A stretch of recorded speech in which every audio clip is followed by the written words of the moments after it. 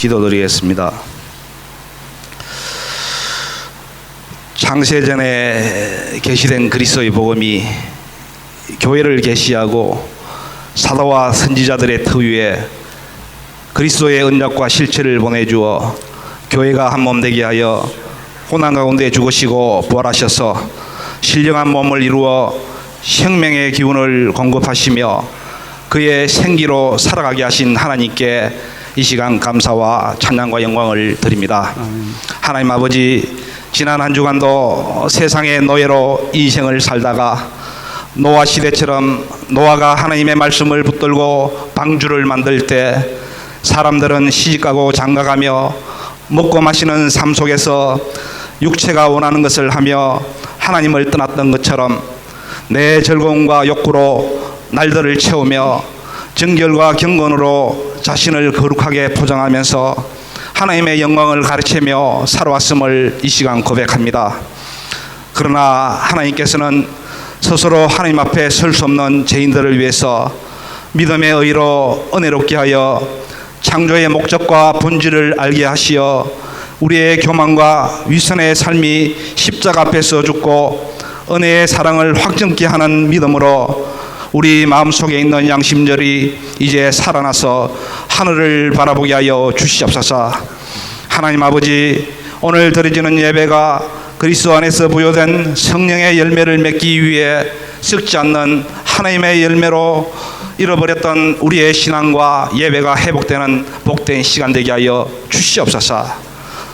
하늘과 땅에 막힌 벽을 사람과 사람 사이에 헐어버리고 또 장벽을 허물어서 그리스도를 통해서 주시는 진리와 자유 속에서 사랑과 은혜로 드려지는 귀한 시간 되게 하여 주시옵소서.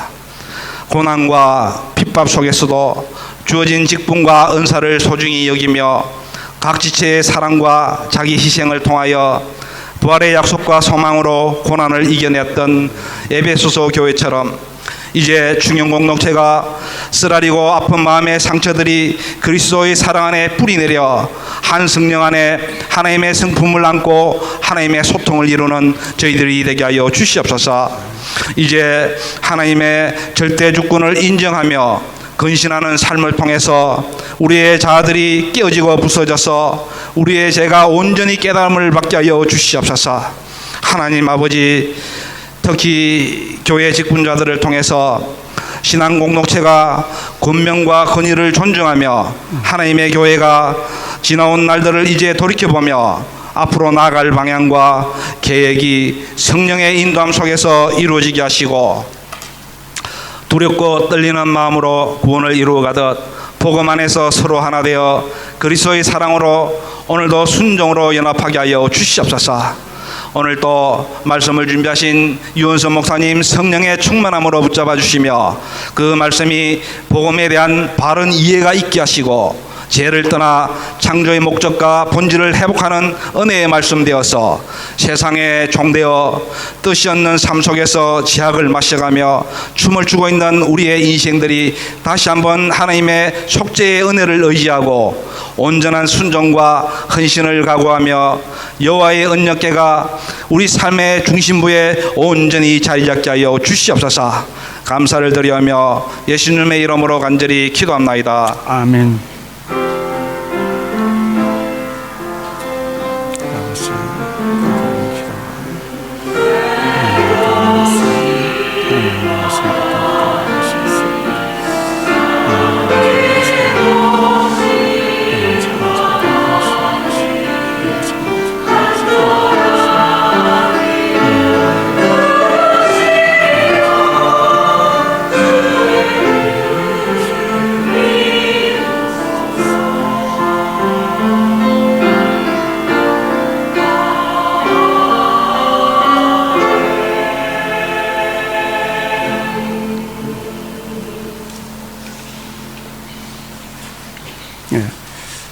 오늘 아침 하나님께서 저에게 주시는 말씀 고린도전서 10장 23절부터 11장 1절까지 신약성경 275페이지입니다. 고린도전서 10장 23절에서 11장 1절까지 말씀이 되겠습니다.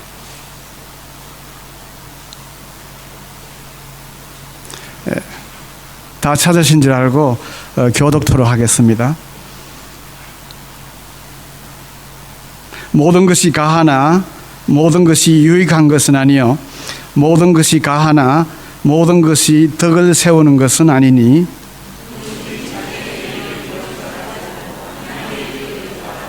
무릇 시장에서 파는 것은 양심을 위하여 묻지 말고 먹으라.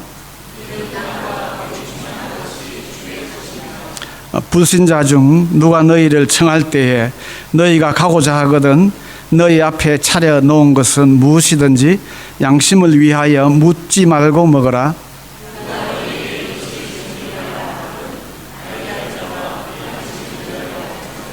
내가 말한 양심은 너희 것이 아니요 남의 것이니 어찌하여 내 자유가 남의 양심으로 말미암아 판단을 받으리요.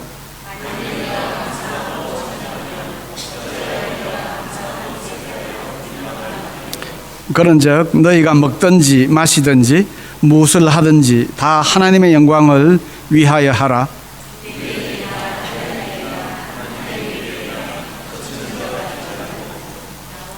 나와 같이 모든 일에 모든 사람을 기쁘게 하여 자신의 유익을 구하지 아니하고 많은 사람의 유익을 구하여 그들로 구원을 받게 하라. 내가 그리스도를 본받는 자 된 것 같이 너희는 나를 본받는 자가 되라. 아멘. 다 함께 찬양하라 내영혼아 찬양하겠습니다.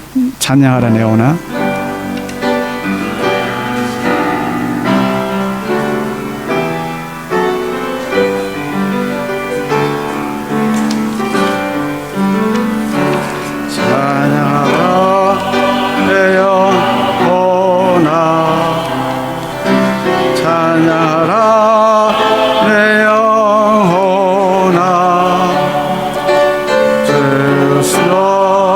영과 정성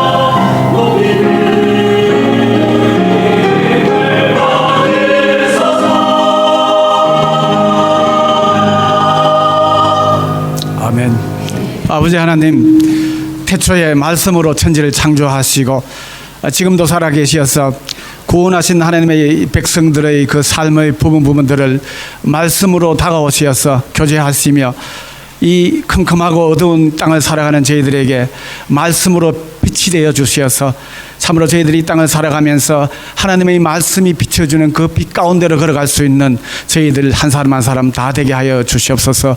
그 믿음으로 찬양케 하신 하나님께 감사드리며 예수님의 이름으로 기도합니다. 아멘. 예, 이제 이원수 목사님 나오셔서 그리스도를 본받아라는 말씀으로 말씀을 전하겠습니다. 이원수 목사님. 할렐루야. 성도님들 그동안 평안하셨습니까? 내일이 페리아도지요. 페리아도인데 놀러 안 가시고 예배 드리러 나오셨습니까? 저희 살고 있는 곳이 루타 변에 있습니다. 그래서 그 루타 도스변에 있는데 지나가는 차들이 창문으로 보면은 이렇게 잘 보입니다. 페리아도나 좀 이렇게 주말이나 이런 때가 되면 도로에 차들이 가득합니다. 내일이 페리아도다 보니까 지난 금요일부터 고속도로가 꽉꽉 막히고 또 어제는 비가 오니까 다시 깎이달로 또 차들이 막 지나가요. 오늘 나오면서 보니까 비가 그치고 나니까 또 해변으로 많은 차들이 이렇게 내려가는 것을 보면서 올라왔습니다. 세상에서는 즐거움을 쫓아서 그리고 자기가 원하는 것을 그렇게 찾아다닙니다. 그런데 며칠간의 연휴를 포기하고 왜 교회로 나오셨습니까? 주님의 백성이기 때문에 주님의 날 주님을 예배하고 또 주님과 동행하는 삶을 살기 위해서 우리는 이 자리에 나왔습니다. 그러한 성도님들의 삶을 주님의 이름으로 축복합니다. 오늘은 제가 혼자 오지 않고 가족들이 같이 예배를 참석을 했습니다.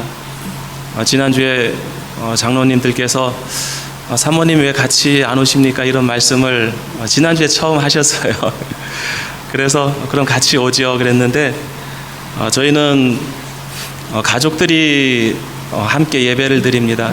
또 제가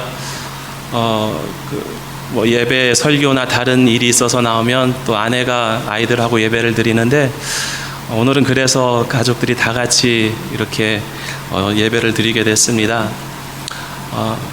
목회자들은 또 선교사들은 예배 드리는 것도 굉장히 조심스럽습니다.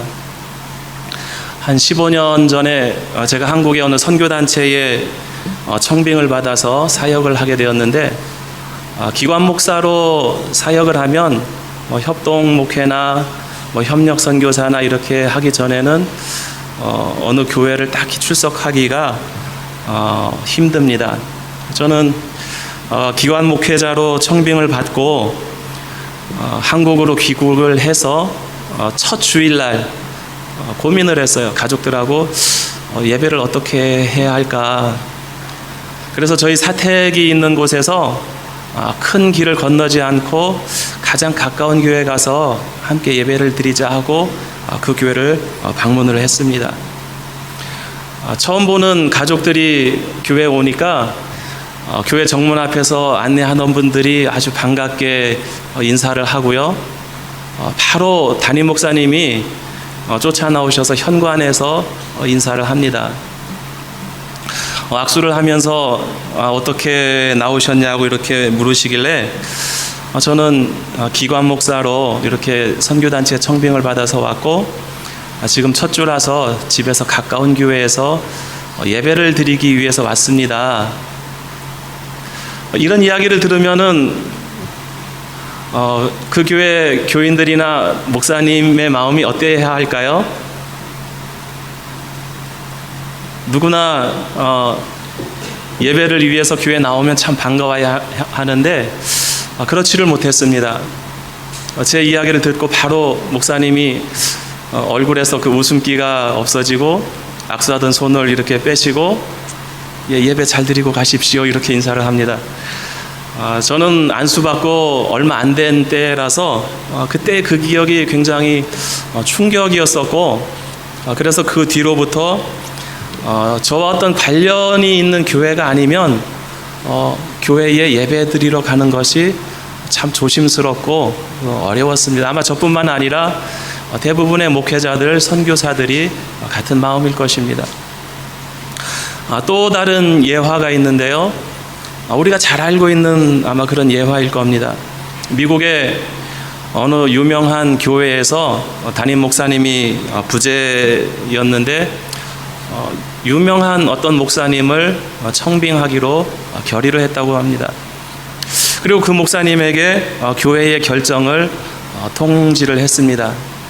그리고 그 목사님은 그 청빙을 수락하기로 결심을 하고 그 교회를 찾아갔습니다. 주일날 설교를 하기로 하고 본문을 드리고 그 교회를 찾아갔는데 바로 예배 시간에 가지 않고 그 교회가 있는 지역을 먼저 찾아갔다고 합니다. 그리고 교회 주변을 둘러보고 또 교회 주변에 노숙자들이 있는 것을 보았다고 합니다. 그래서 주일날 이 목사님이 노숙자로 분장을 하고 그 교회를 찾아갔다고 합니다. 여러분들 다 들으셨죠? 이해와 결과는 노숙자로 간 그 목사님은 환영을 받지 못했다고 합니다. 물론 그러한 일을 통해서 교회가 큰 도전을 받았고 또 교회가 온전한 방향으로 성장할 수 있는 그러한 계기가 되었다고 합니다. 제가 이런 예화를 드리는 것은 오늘날 교회가 교회의 본질을 잃어가고 있는 것을 말씀드리기 위함입니다. 교회가 존재하는 목적은 무엇입니까? 그리고 교회는 무엇으로 나가야 합니까? 그리고 오늘날 교회는 그 본질에 충실하고 있습니까? 우리 마음속의 대답은 그렇지 못합니다 하는 것이 우리의 대답입니다. 오늘 본문을 통해서 우리가 함께 나눌 말씀의 제목을 그리스도를 본받아라고 제목을 정했습니다. 오늘 본문 11장 1절에 나와 있는 말씀을 근거로 해서 이 본문을 잡았는데 그리스도를 본받아라고 하는 그러한 기독교 서적이 한때 베스트셀러를 했던 적이 있습니다. 저는 개인적으로 중학교 다닐 때에 그때 당시에 베스트셀러였기 때문에 이 책을 사서 읽은 적이 있었는데 그때 이 책을 읽으면서 감동을 받았었습니다. 그런데 이 책은 1400년대에 처음 쓰여진 책이었습니다. 중세 시대죠. 토머스 아 캠피스라고 하는 사람이 이 책을 지었는데 토마스 아 캠피스는 1400년대 초에 독일의 어느 수도원에 있는 수도사였습니다. 토마스 아 캠피스가 그리스도를 본받아라고 하는 이 책을 쓰게 된 이유는 그때 당시에 그 수도원 운동이 변질되는 그런 가운데서 우리가 무엇을 찾아야 하는가 하는 것을 고민하면서 이 책을 썼다고 합니다. 우리 교회의 역사는 초대교회에서부터 시작이 됩니다. 초대교회는 어떠한 때였습니까? 교회가 박해를 받는 때였습니다. 박해를 받는 가운데서도 예수 그리스도의 제자가 되는 삶, 설령 이 땅에서 순교를 당한다 하더라도 예수 그리스도의 제자로 살아가자, 그것이 초대교회의 모습이었습니다. 중세가 되면서 교회는 세상의 권력과 타협을 하게 됩니다. 교회는 성장하고 많은 그리스도인들이 생겨나고 또 교회는 아주 큰 거대한 그런 건물들을 지어갔지만 그 안에 있는 교회의 모습은 타락해 갔습니다. 이것을 어떻게 하면 우리가 신앙을 회복할 수 있을까 해서 일어난 것이 중세의 수도원 운동이었습니다. 말씀을 묵상하면서 그리스도의 삶을 찾아가자. 그런데 이 수도원 운동도 변질되어 갑니다. 그러면서 많은 수도사들 그리고 교회가 우리가 어떻게 해야 하는가? 이 변질된 신앙에서 우리가 어떻게 해야 하는가? 그 답은 초대교회로 돌아가야 한다. 세상에서 핍박받았던 그 초대교회의 모습, 그러나 그리스도의 제자로 우리 그리스도인들이 살아갔던 그 초대교회로 돌아가야 한다. 그래서 이 책에서 보면 그리스도인들이 영적으로 또 내적으로 우리의 삶은 어떠한 삶을 살아야 하는가 하는 것이 이 책의 주제입니다. 이러한 운동을 통해서 중세교회는 이제 종교개혁으로까지 이어지게 되었다고 합니다. 오늘 우리가 읽은 본문의 핵심은 11장 1절 말씀입니다. 내가 그리스도를 본받는 자가 된 것 같이 너희는 나를 본받는 자가 되라. 핵심 구절은 나를 본받는 자가 되라입니다. 사도 바울의 이 선포는 우리가 들을 때에 굉장히 충격적인 그러한 선포입니다.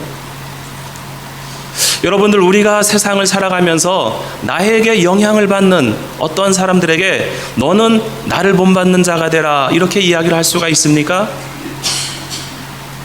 우리는 교회에서, 세상에서, 학교에서 우리가 속해 있는